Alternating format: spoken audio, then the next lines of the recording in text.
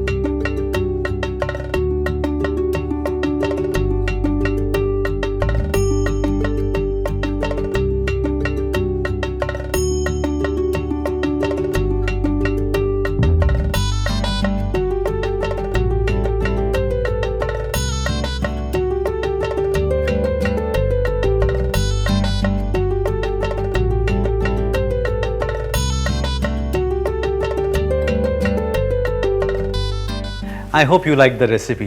लेकिन आपने मजा लिया, सिर्फ उतने से बात नहीं बनती।